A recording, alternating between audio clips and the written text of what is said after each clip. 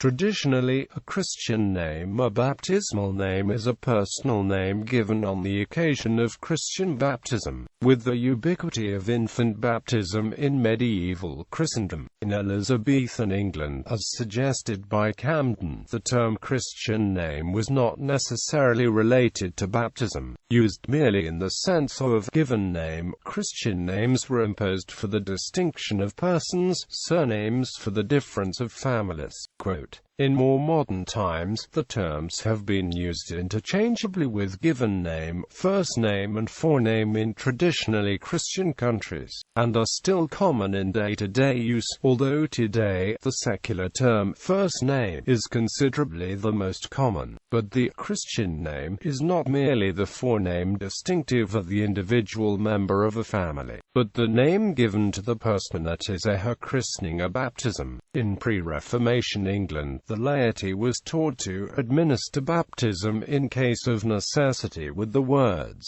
"I christen thee in the name of the Father," etc. To christen, in this context, is therefore to baptize, and Christian name means baptismal name. Origin. In view of the Hebrew practice of giving a name to the male child at the time of its circumcision on the 8th day after birth, it has been maintained that the custom of conferring a name upon the newly baptized was of apostolic origin. For instance, the apostle of the Gentiles was called Saul before his conversion and Paul afterwards, but modern scholars have rejected this contention, since the baptism of St. Paul is recorded in Acts chapter 9 verse 18, but the name Paul does not occur before Acts chapter 13 verse 9, while Saul is found several times in the interval. There is no more reason to connect the name Paul with the apostle's baptism than there is to account in the same way for the giving of the name. See 1 Peter, which is due to another cause. In the inscriptions of the catacombs and in early Christian literature, the names of Christians in the first 3 centuries did not distinctively differ from the names of the pagans around them. A reference to the epistles of St. Paul indicates that the names of pre-Christian gods and goddesses were used by his converts after the conversion as before. Hermes occurs in Romans chapter 16 verse 14, with a number of other purely pagan names. Epaphroditus in Phil.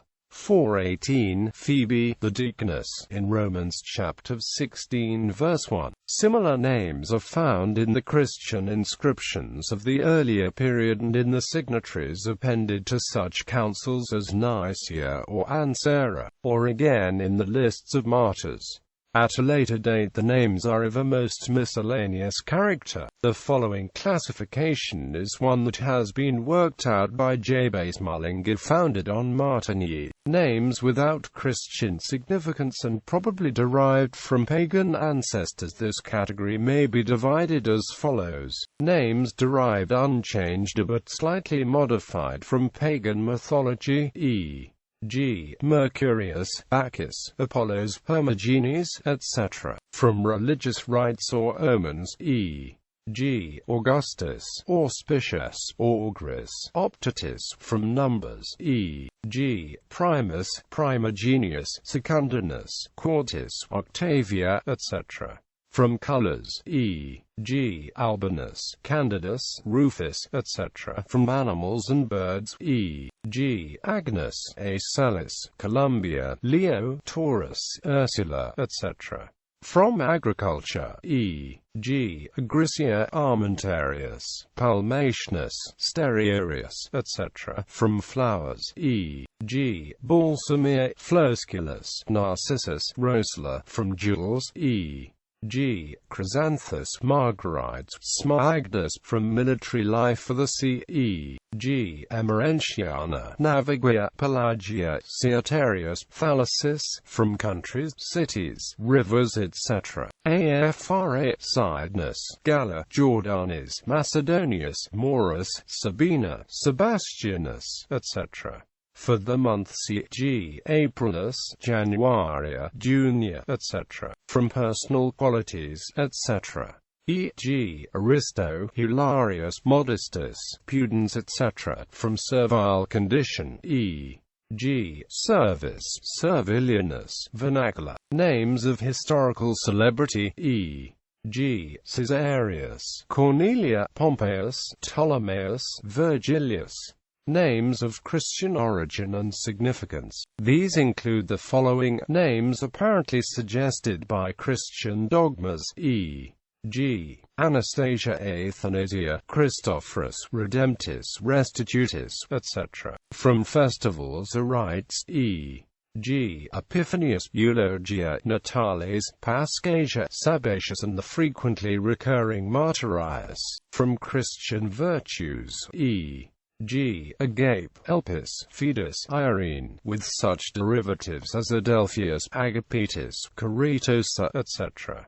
Pious sentiment, e.g. Adiodata, Ambrosius, Benedictus, Dio Gratius, etc.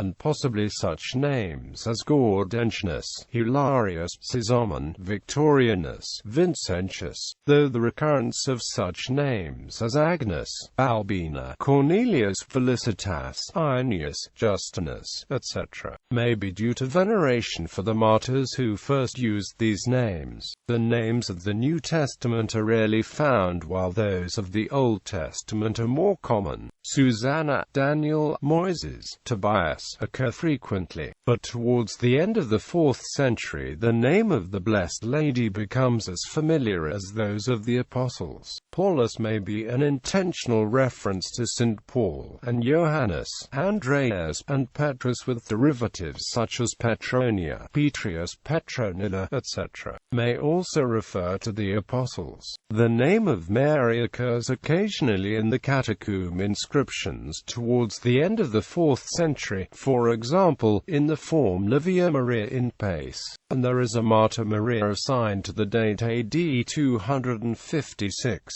Change of name at baptism. In the Acts of St. Balsamus, who died AD 331, there is an early example of the connection between baptism and the giving of a name. By my paternal name, this martyr is said to have declared, I am called Balsamus, but by the spiritual name which I received in baptism, I am known as Peter. The assumption of a new name was fairly common amongst Christians. Eusebius the historian took the name Pamphili from Pamphilus, the martyr whom he especially venerated. Earlier still Street, Cyprian chose to be called Cyprianus Caecilius out of gratitude to the Caecilius to whom he owed his conversion. Saint Dionysius of Alexandria declared, I am of opinion that there were many of the same name as the Apostle John, who on account of their love for him, and because they admired and emulated him, and desired to be loved by the Lord as he was, took to themselves the same name, just as many of the children of the faithful are called Paul or Peter. The assumption of any such new name would take place formally at baptism, in which the catechumen, then probably as now, had to be addressed by some distinctive appellation, and the imposition of a new name at baptism had become general. Every child had necessarily to receive some name or other, and when baptism followed soon after birth, this allowed public recognition of the choice made. In the 30th of the supposed Arabian canons of Nicaea, of giving only names of Christians in baptism, but the sermons of St. John Chrysostom assume in many different places that the conferring of a name, presumably at baptism, ought to be regulated by some idea of Christian edification, and he implies that such had been the practice of earlier generations. For example, he says, when it comes to giving the infant a name, caring not to call it after the saints, as the ancients at first did, people light lamps and give them names, and surname the child after the one which continues burning the longest, for thence conjecturing that he will live a long time. Similarly, he commends the practice of the parents of Antioch in calling the children after the martyr Meletius, and urges his hearers not to give the children the first name that occurs, nor to seek to gratify fathers or grandfathers or other family connections by giving giving the names, but rather to choose the names of holy men conspicuous for virtue and for the courage before God. There are other historic examples of such a change of name in adult converts. Socrates wrote of Athene, who married the emperor Theodosius the Younger, and who previously to marriage was baptized, receiving the name Eudoxia. Bede read that King Cadwalla went to Rome and was baptized by the Pope Sergius, who gave him the name of Peter. Dying soon afterwards, he was buried in Rome, and his epitaph beginning Hic depositus est Cadwallaci est Petrus was pointed out. Later, Guthrum, the Danish leader in England, after his long contest with King Alfred, was eventually defeated, and consenting to accept Christianity was baptized in 878, taking the name Ethelstan.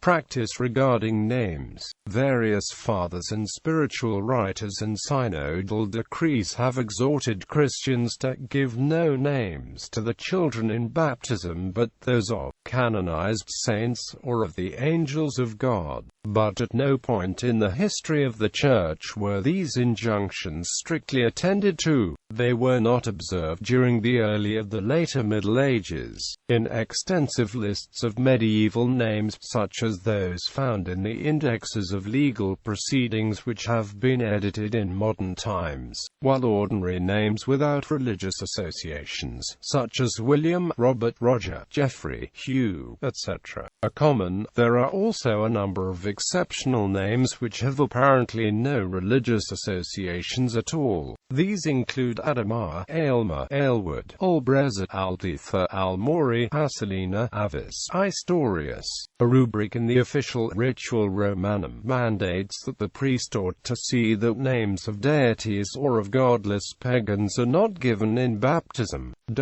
A pronouncement from Borgia addressing parents and godparents urges, let them give to boys the names of male saints and to girls those of women saints as right order requires, and let them avoid the names of festivals like Easter, Christmas, All Saints and others that are sometimes chosen. Despite such injunctions, Toussaint has become a common French Christian name, and Noel has also found popularity abroad. The addition of Marie, especially in the form Jean-Marie, for boys, and of Joseph for girls is common in present-day France. In Spain and Italy, Marian festivals have also created names for girls, Concepcion, of which the diminutive is Conca, as well as Asuncion, Encarnacion, Mercedes, Dolores, etc. In Spanish, and in Italian, Assunta, Annunziata, Concetta, etc.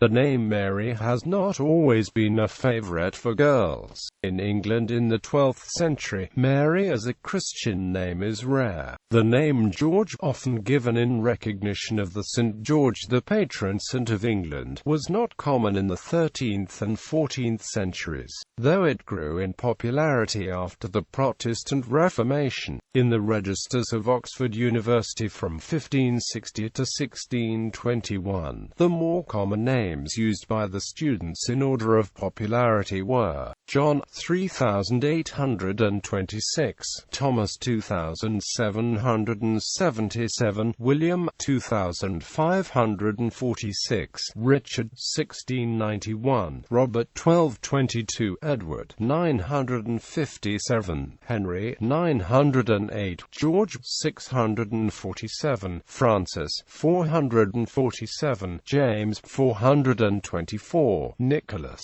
326, Edmund 298.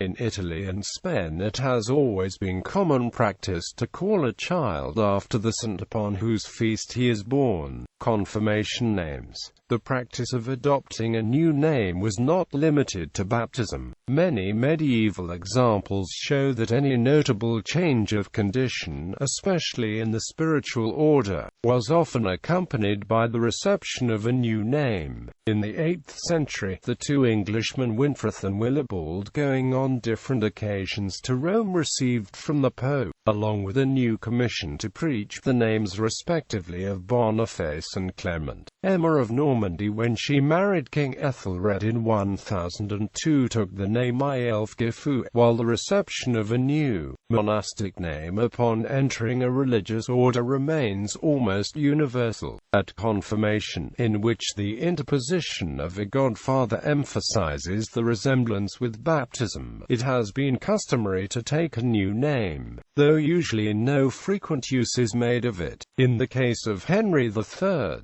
King of France, who was godson of the English Edward VI, had been christened Edouard Alexandre in 1551. The same French prince at confirmation received the name of Henry, and subsequently reigned under this name. In England after the Reformation, the practice of adopting a new name at confirmation was still used, for Sir Edward Coke read that a man might validly buy land by his confirmation name, and he recalled the case of a Sir Francis Gordy, late Chief Justice of the Common Pleas, whose name of baptism was Thomas and his name of confirmation Francis.